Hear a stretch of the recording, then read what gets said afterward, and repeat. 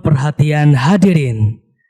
Acara sidang orasi ilmiah Guru Besar Institut Teknologi Bandung akan dimulai. Hadirin yang kami hormati, selamat pagi dan selamat datang pada acara sidang orasi ilmiah Guru Besar Institut Teknologi Bandung yang diselenggarakan secara bauran. Pada hari ini, Sabtu 21 Juni 2025, kita akan bersama-sama mengikuti orasi ilmiah bersama 4 orang guru besar, yaitu 1. Profesor Insinyur Ahmad Nurudin MSc PhD dari Fakultas Teknologi Industri. 2. Profesor Dr. Yedi Purwanto MAG dari Fakultas Seni Rupa dan Desain. 3.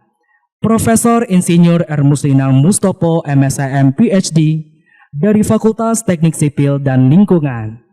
4. Profesor Yos Sunitioso STMN PhD dari Sekolah Bisnis dan Manajemen. Kepada anggota Majelis Wali Amanat, Sekretaris Senat Akademik, Ketua dan anggota Forum Guru Besar, para dekan, Ketua dan anggota Senat Fakultas Sekolah, dan para guru besar pemberi orasi ilmiah, kami silakan untuk memasuki ruang acara.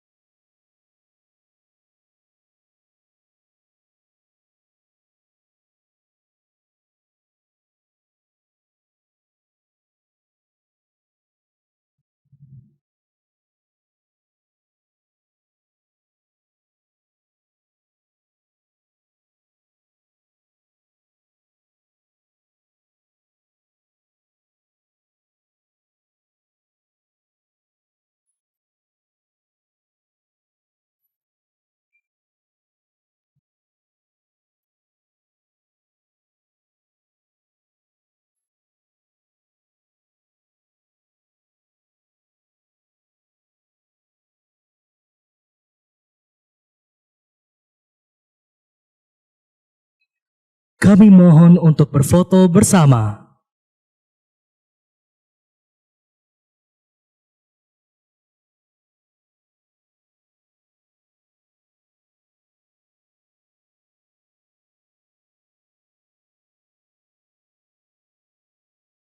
Kami silakan untuk menempati tempat.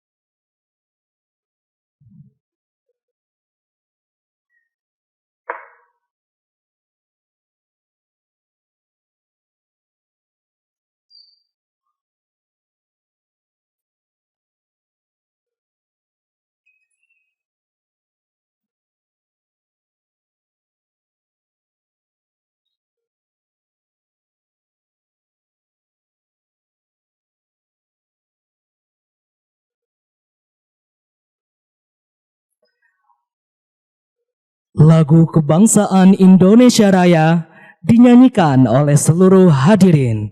Hadirin dimohon berdiri.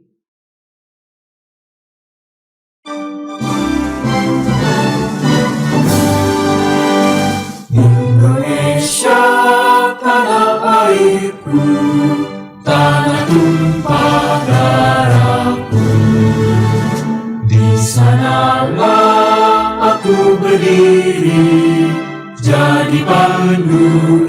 ibuku. Indonesia kebangsaanku, bangsa dan tanah airku, marilah kita bersatu, Indonesia bersatu.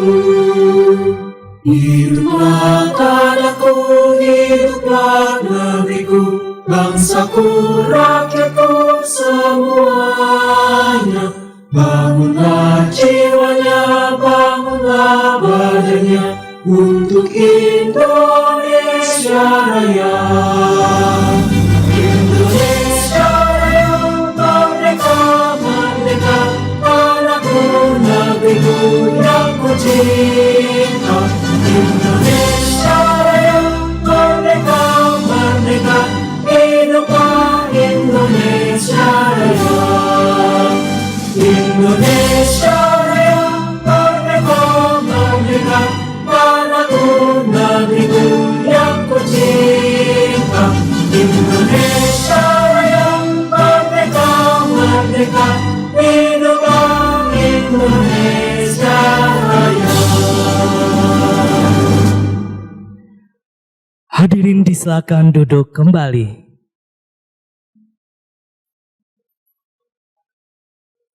Pembukaan sidang orasi ilmiah Guru Besar Institut Teknologi Bandung oleh Ketua Forum Guru Besar Institut Teknologi Bandung.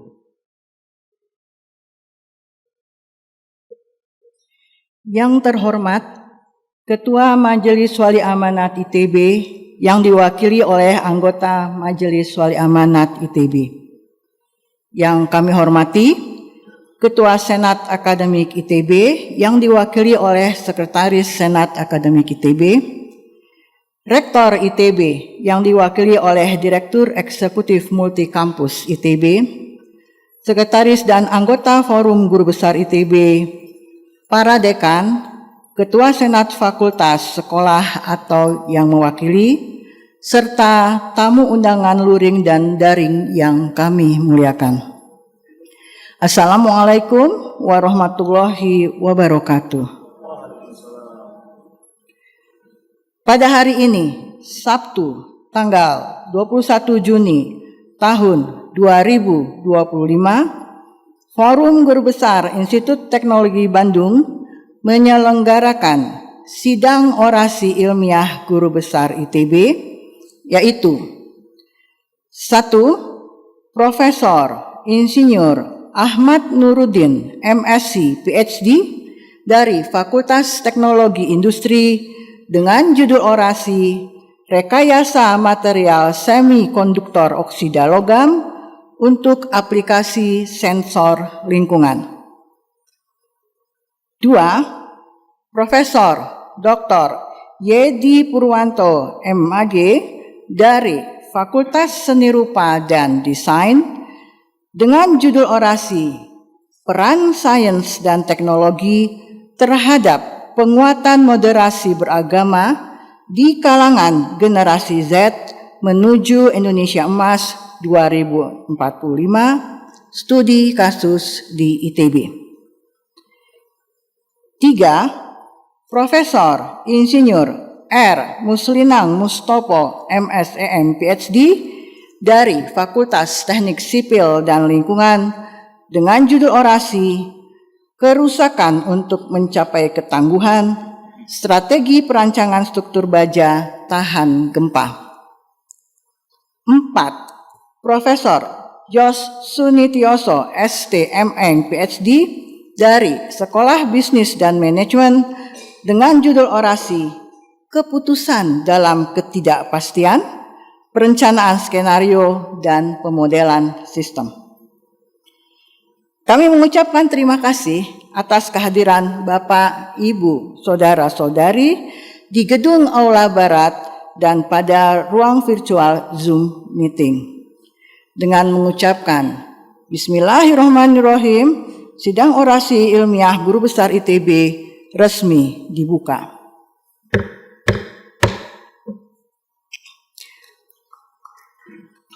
Selanjutnya, kami persilakan Dekan Fakultas Teknologi Industri, Profesor Insinyur Tirto Prakoso ST MN PhD, untuk membacakan riwayat hidup Profesor Insinyur Ahmad Nuruddin MSc PhD. Bapak Ibu yang saya hormati, para hadirin, juga para guru besar. Perkenankan saya Tirto Prakoso membacakan CV dari Profesor Insinyur Ahmad Nuruddin MSc PhD. Beliau lahir di Ponorogo 3 April 1960. Kemudian kelompok keahlian di mana beliau berada adalah teknologi nano dan kuantum. Fakultas sekolah adalah Fakultas Teknologi Industri. Nama istri adalah Ibu Vera Ratna Nauli. Kemudian nama anak adalah Alifa Rasida Ahmad dan Irsyad Aulia Rahmat. Berikutnya adalah riwayat pendidikan SD sampai dengan SMA di Ponorogo dan lulus SMA tahun 1979. Kemudian sarjana teknik, pendidikan sarjana teknik di ITB, Departemen Teknik Fisika tahun 1984 beliau lulus. Kemudian masuk. Ya, kemudian Master of Science, Department of Metallurgical Engineering, University of Illinois in Urbana-Champaign 1993. Kemudian Doctor of Philosophy, Department of Material Science and Engineering, University of Illinois at Urbana-Champaign 1997. Berikutnya riwayat pekerjaan dari beliau. 1998 sampai tahun 2003 adalah Kepala Laboratorium Magnetik Teknik Fisika FTI ITB. 2008 sampai dengan 2010 Ketua Program Studi Magister dan Doktor Program Studi Instrumentasi dan Kontrol FTI ITB. Kemudian 2010 sampai dengan 2020 Kepala Lembaga Tahap Persiapan Bersama ITB. Kemudian 2020 sampai dengan 2024 Ketua Kelompok Keahlian Material Fungsional Maju FTI ITB. Kemudian 2024 sampai sekarang adalah Ketua Kelompok Keahlian Teknologi Nano dan Kuantum FTI ITB. 2023 sampai dengan saat ini adalah juga anggota Senat FTI ITB. Kegiatan penelitian. Bidang penelitian, penelitian material konversi energi, solar cell, penelitian material sensor, sensor gas dan biosensor, penelitian material penyimpan energi, katoda baterai ion litium, anoda baterai ion sodium. Kemudian penelitian material sel bahan bakar atau fuel cell. Hibah penelitian beliau juga sudah mendapat cukup banyak, mulai dari Osaka Gas sampai dengan Ristek Dikti. Kemudian penelitian yang sedang berjalan adalah pengembangan elektroda superkapasitor berkapasitas tinggi berbasis MOF nikel, PPMI, dana PPMI 2025. Kemudian pengembangan material piezoelektrik berbasis polyvinyliden fluorida (PVDF), CNC untuk aplikasi pemanenan energi. Ini riset unggulan ITB untuk pendanaannya. Kemudian sintesis karbon aktif berbahan baku biomasa dan aplikasi fungsionalnya untuk sistem pendeteksian polutan dan pemurnian air minum. Ini didanai oleh Riset Kolaborasi Indonesia. Baik, selanjutnya. Pak Profesor Nuruddin juga banyak sudah melakukan publikasi dengan H-index Scopus adalah H12 dan kemudian H-index Google itu 13. Baik, selanjutnya. Pembimbingan, mahasiswa yang telah dibimbing cukup banyak dari beliau ini telah meluluskan mahasiswa bimbingan 161 mahasiswa program sarjana, 38 mahasiswa program magister dan 6 mahasiswa program doktor. Kemudian dalam proses pembimbingan ada 2 mahasiswa program sarjana, 2 mahasiswa program magister, dan 8 mahasiswa program doktor. Cukup banyak. Kemudian penghargaan Satya Lencana Karya Satya 10 tahun. Kemudian Satya Lencana Karya Satya 20 tahun, 24 Juli 2009. Satya Lencana Karya Satya 30 tahun, 10 April 2018. Kemudian penghargaan pengabdian 25 tahun ITB 17 Agustus 2011, kemudian penghargaan pengabdian 35 tahun ITB 16 Agustus 2021, kemudian penghargaan ITB bidang pengembangan institusi 2 Maret 2018. Baik, beliau nampaknya sangat senang membaca dan bacaannya cukup hebat ya. Jadi ini adalah National Geography. Nah, jarang-jarang mungkin ya. Demikian. Kemudian juga menonton dokumentari, film dan bola basket. Demikian. Selanjutnya saya kira sudah selesai. Terima kasih. Saya kembalikan kepada MC. Silakan. Berikutnya, kami persilakan Profesor Insinyur Ahmad Nuruddin, MSc, PhD, untuk menyampaikan orasi ilmiah.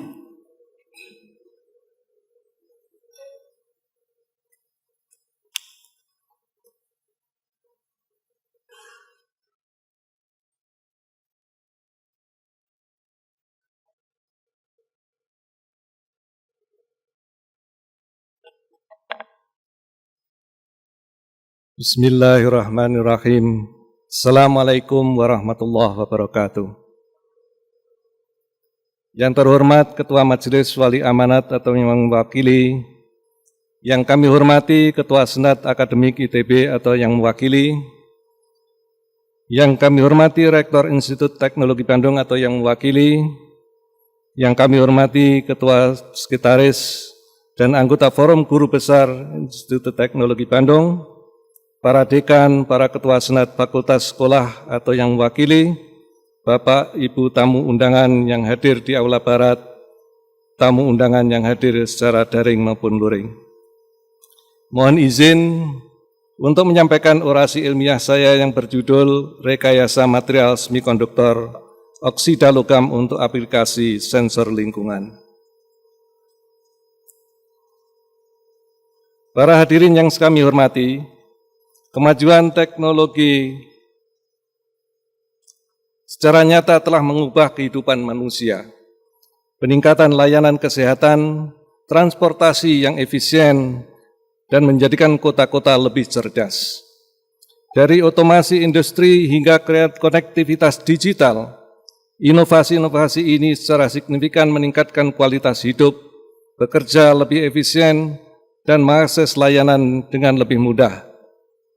Namun kemajuan teknologi yang pesat ini juga membawa dampak negatif terhadap lingkungan, khususnya pada penurunan kualitas udara.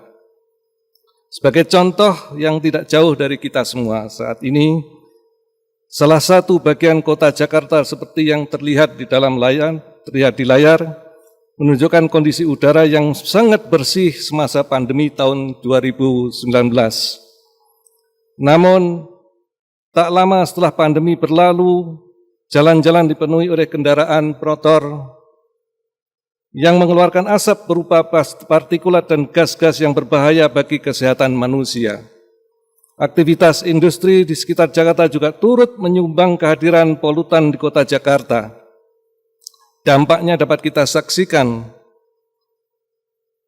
Awan polutan udara menyelimuti kota Jakarta dan dalam waktu yang sangat panjang dapat membahayakan kesehatan lingkungan bagi penduduknya.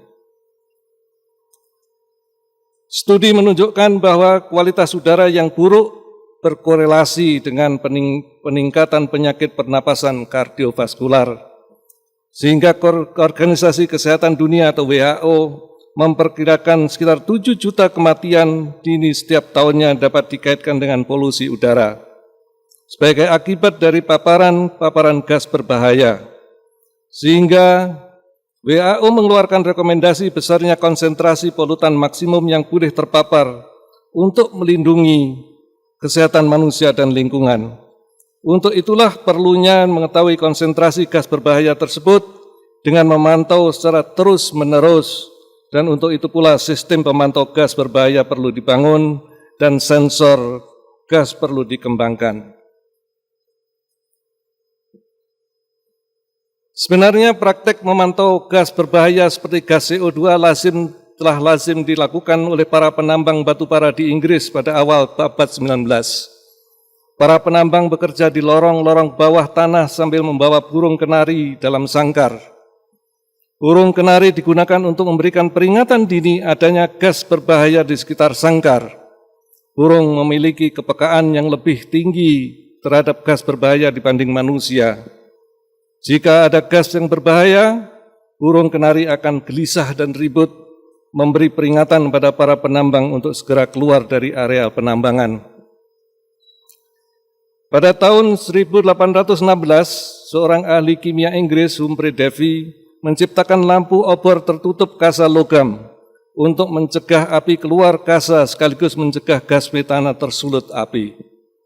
Bila nyala api lampu Davy kelihatan lebih terang dan berwarna kebiruan, itu menandakan adanya gas metana di sekitar lampu. Lampu Davy membantu penambang bekerja dengan pencahayaan tanpa risiko timbulnya ledakan akibat terbakarnya gas metana. Sebelum itu telah sering terjadi ledakan di lokasi penambangan batubara akibat tersulutnya gas metana oleh api obor yang dibawa oleh para penambang. Sejak ditemukan material semikonduktor tahun 1947, pengembangan sensor gas berbasis semikonduktor ramai dilakukan.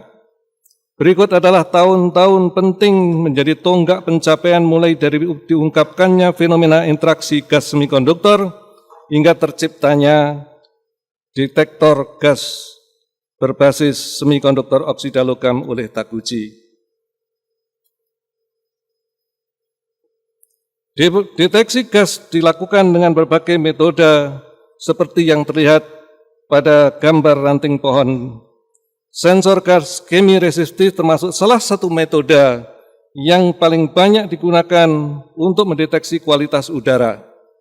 Sensor gas kemi resistif sangat sensitif, selektif, mudah difabrikasi, dapat dibuat kompak dan konsumsi daya listriknya rendah. 3 jenis material ini, semikonduktor, polimer konduktif, dan karbon dan turunannya, termasuk salah satu adalah banyak mudah fabrikasi sehingga 3 jenis material ini digunakan untuk sebagai elemen sensor gas kemi resistif. Utamanya adalah semikonduktor logam oksida atau MOS, metal oxide semiconductor. Lalu apa itu material semikonduktor oksida logam? Semikonduktor oksida logam atau MOS adalah material anorganik yang terdiri dari unsur-unsur logam dan oksigen dan memiliki sifat semikonduktor. Material ini dapat menghantarkan listrik saat berinteraksi dengan gas dan di sekitarnya.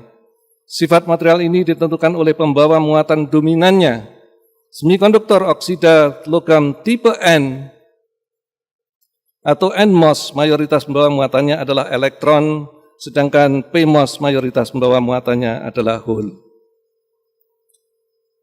Dalam pengembangan material sensor gas, hal yang pertama yang perlu dilakukan adalah memahami mekanisme deteksi sensor terhadap suatu gas. Berikut adalah contoh bagaimana proses deteksi gas hidrogen sulfida oleh material MOS tipe N. Ketika molekul oksigen hadir di sekitar material, oksigen akan terabsorpsi pada situs aktif permukaan material, menarik elektron dari pita konduksi ke permukaan. Pita konduksi ke permukaan menarik elektron dari pita konduksi ke permukaan mengionisasi molekul oksigen yang terabsorpsi menjadi ion oksigen. Jadi ion oksigen dan menciptakan daerah deplesi yang dekat dengan permukaan material. Akibatnya di pita konduksi berkurang, elektron di pita konduksi berkurang dan terjadi kenaikan resistansi. Namun ketika material terpapar gas H2S, hidrogen sulfida akan bereaksi dengan ion oksigen sambil melepaskan kembali elektron ke pita konduksi. Akibatnya konsentrasi elektron pada pita konduksi meningkat, menipisnya daerah deplesi sehingga terjadi penurunan resistansi. Namun ketika gas H2S dihilangkan, oksigen kembali terabsorpsi dan membentuk ion oksigen mengembalikan ke kondisi awal. Proses ini berlangsung terus-menerus dan reversibel.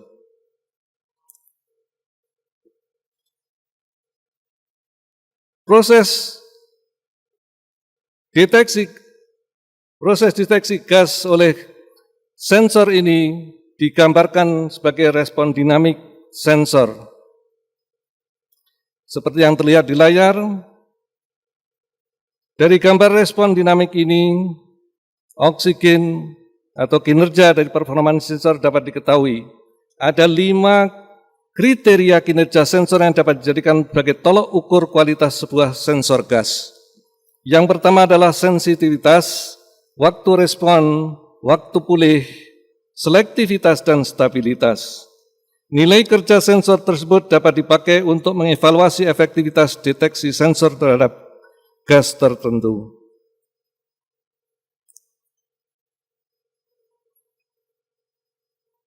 Berdasarkan pengetahuan tentang material MOS dan mekanisme deteksi sensor gas, kami di Laboratorium Material Fungsional Maju melakukan penelitian dan pengembangan material sensor berbasis MOS untuk berbagai aplikasi sensor lingkungan. Dalam mengembangkan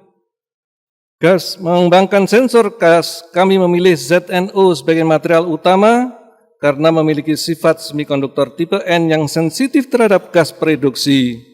Permukaannya yang kaya vakansi oksigen memudahkan absorpsi gas, sehingga resistansinya berubah saat terpapar gas. Selain itu, ZNO mudah disintesis dan mudah dimodifikasi untuk peningkatan selektivitas dan kinerja sensor.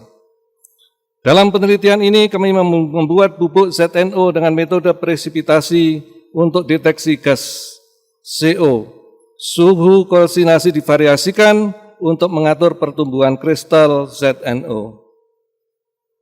Jika dibandingkan dengan bubuk ZNO komersial, ZNO presipitat memiliki sensitivitas yang lebih tinggi karena ZNO presipitat memiliki ukuran partikel lebih kecil.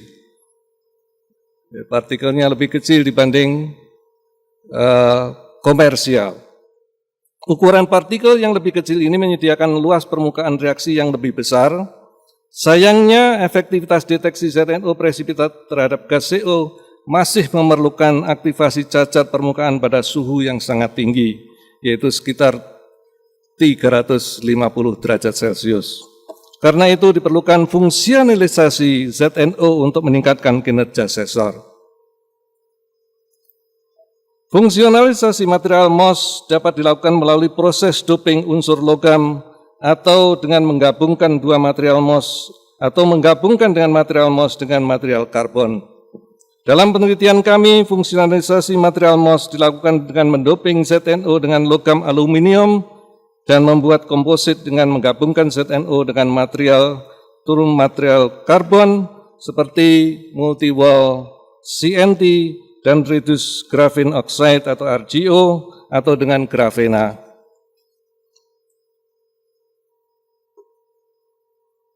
Dalam mendoping ZNO untuk deteksi sensor etanol, kami menggunakan logam aluminium. Logam aluminium dipilih karena jari-jari ion aluminium lebih kecil dari ion zinc, sehingga aluminium dapat masuk ke dalam kisi ZNO tanpa merusak struktur kristalnya. Doping aluminium meningkatkan konsentrasi elektron dan konduktivitas listrik ZNO. Doping aluminium juga mengubah morfologi dan ukuran partikel yang jauh lebih kecil, seperti yang terlihat pada gambar ini. Doping aluminium juga memodifikasi struktur pita energi yang mempercepat transfer muatan dari dan ke permukaan material. Dalam penelitian kami, penambahan konsentrasi elektron meningkatkan sensitivitas sensor hingga 36%. Sekali lagi, sayangnya suhu operasi sensor masih sangat tinggi, walaupun sudah turun dibanding dengan suhu operasi ZNO saja.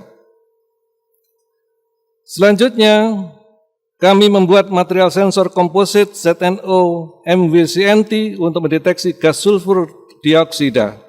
Komposit dirancang dengan memanfaatkan sifat unik masing-masing material. Seng oksida memiliki kemampuan absorpsi oksigen yang tinggi dan respon listrik yang sensitif terhadap keberadaan gas reduktor. Ketika dikombinasikan dengan MWCNT, material ZNO ini bisa meningkatkan sensitivitas dan kecepatan respon. berkat luas permukaan yang tinggi dan jalur konduksi elektron yang lebih efisien. Hasil sintesis dengan proses reflux menunjukkan morfologi NVCNT memiliki struktur tubular. Seperti yang terlihat di dalam layar ini, NVCNT mempunyai struktur panjang-panjang dengan diameter 200 nanometer. Sedangkan pada komposit NVCNT ZNO, partikel menjadi mengecil, sekitar 50 nanometer. Mengecilnya ukuran partikel komposit menyediakan permukaan yang jauh lebih luas untuk reaksi dengan gas SO2. Uji paparan gas SO2 pada komposit ZNO MVCNT memberikan respon pada suhu 150 derajat Celcius jauh lebih rendah dari suhu operasi ZNO. Pada suhu operasi tersebut, komposit dapat mendeteksi 30 ppm gas SO2 dengan waktu hanya 9 detik dan waktu pulih 10,2 detik. Kehadiran MVCNT mempercepat transportasi elektron dan memperkuat sinyal listrik yang dihasilkan. MVCNT bertindak sebagai jembatan konduktif yang menghubungkan situs aktif ZNO dengan sistem pembacaan elektronik. Kombinasi ini menghasilkan efek sinergis yang tidak dimiliki oleh material tunggal, baik ZNO maupun MVCNT saja. Selanjutnya, kami juga merekayasa sifat ZNO dengan cara mengkombinasikan dengan oksida grafena tereduksi atau RGO membentuk material komposit ZNO RGO. Meskipun ZNO memiliki kemampuan tinggi dalam berinteraksi dengan molekul gas melalui proses absorpsi dan transfer muatan, ZNO memiliki keterbatasan dalam hal konduktivitas. Sementara RGO memiliki konduktivitas listrik yang sangat tinggi, luas permukaan yang besar, serta kemampuan yang baik dalam mengalirkan elektron. Kombinasi keduanya sebagai sebuah komposit membentuk struktur hibrida yang mengintegrasikan kekuatan kimia aktif ZNO dengan jalur konduktif cepat yang disediakan oleh RGO. Data pola difraksi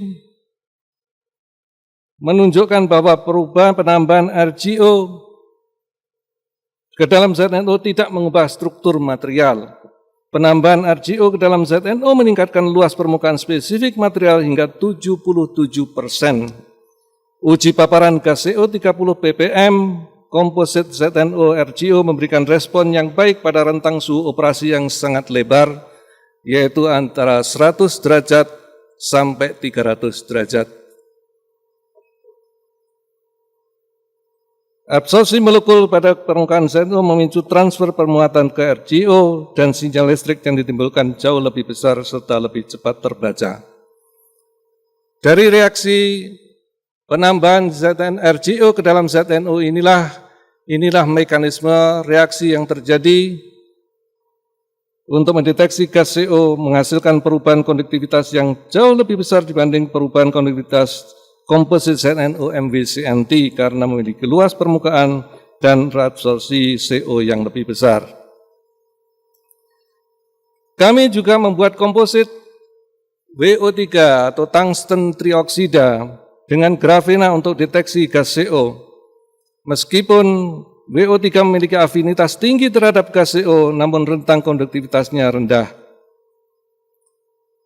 Keterbatasan WO3 ini diatasi melalui integrasi dengan grafena.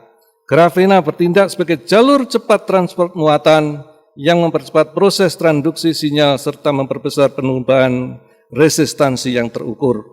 Kelebihan WO3 memiliki daya pisah atau selektivitas yang tinggi terhadap gas CO. Komposit WO3 grafena juga stabil terpapar gas CO dalam waktu yang relatif panjang, yaitu sekitar 5 hari. Sayangnya komposit WO3 grafena merespon kehadiran gas CO cukup lama, yaitu 270 detik atau 4,5 menit. Ini adalah sensor yang agak kurang sensitif. Walau demikian, material sensor komposit WO3 grafena mampu mendeteksi gas CO 10 ppm pada suhu operasi yang relatif rendah, yaitu 150 derajat Celcius. Sejauh ini kami telah berhasil merekayasa material semikonduktor oksida logam untuk deteksi gas polutan, khususnya gas CO, SO2, dan uap etanol. Material semikonduktor logam, oksida logam ini, kami rekayasa utamanya adalah ZNO dan WO3 yang mudah diproses dengan metode sintesis yang sederhana dengan peralatan yang mudah diperoleh. Beberapa kemajuan telah dicapai dan pengembangan material semikonduktor oksida logam untuk aplikasi sensor lingkungan. Namun masih ada masalah-masalah yang penting untuk diselesaikan. Tantangan yang kami hadapi dalam pengembangan material sensor ini paling tidak ada 4 tantangan yang dalam arah pengembangan dengan pengembangan sensor gas ini. Yang pertama adalah selektivitas yang masih sangat rendah pada campuran bermacam-macam gas, suhu operasi yang masih relatif tinggi untuk mencapai sensitivitas respon yang optimal, lamanya waktu respon dan waktu pulih menghambat deteksi cepat, dan ketidakstabilan sensor untuk jangka waktu yang panjang. Adapun arah pengembangan sensor gas berbasis semikonduktor oksida logam ke depan adalah perlunya rekayasa struktur nano untuk meningkatkan luas permukaan aktif, modifikasi permukaan melalui doping dan sensitisasi, pengembangan retrostruktur dan junction, serta penurunan suhu operasi, serta pendekatan green chemistry dalam sintesis material. Hadirin yang saya hormati, izinkanlah kami untuk menyampaikan ucapan terima kasih kepada pihak-pihak yang telah membantu perjalanan karir kami. Puji syukur saya panjatkan kepada Allah Subhanahu wa taala atas rahmat karunia dan hidayah yang dilimpahkan kepada saya.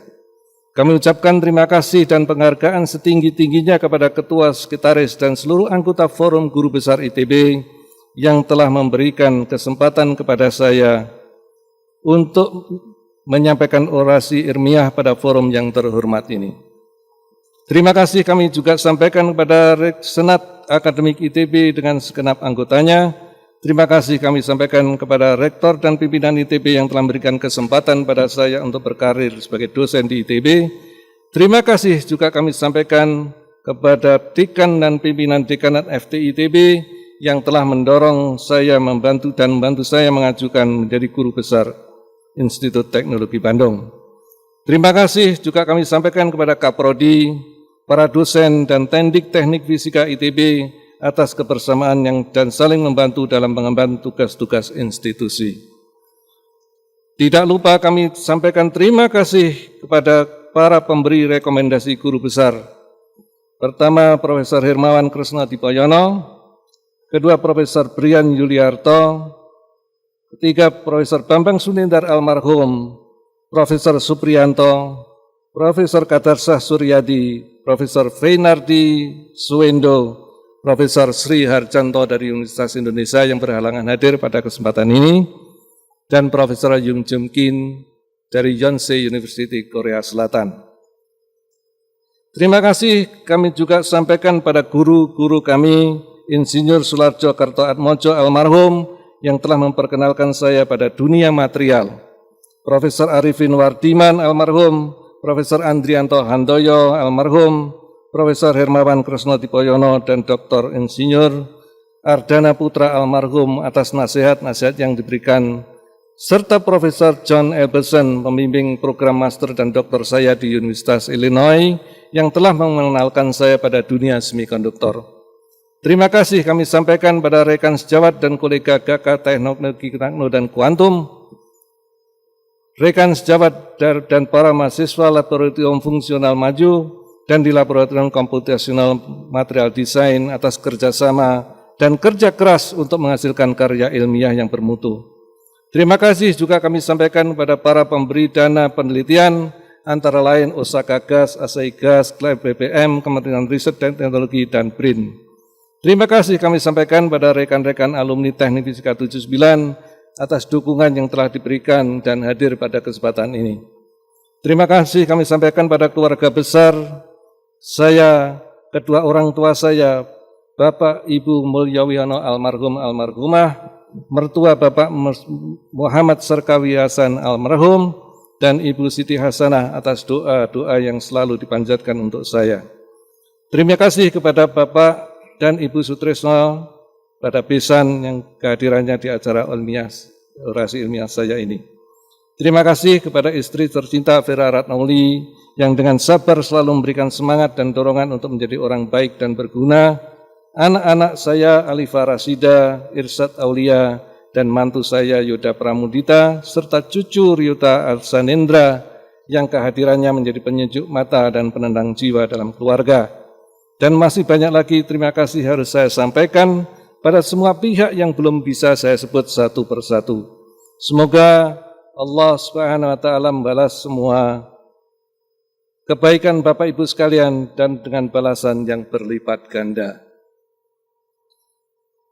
Sebagai penutup, saya akan membacakan kode kehormatan Guru Besar Institut Teknologi Bandung.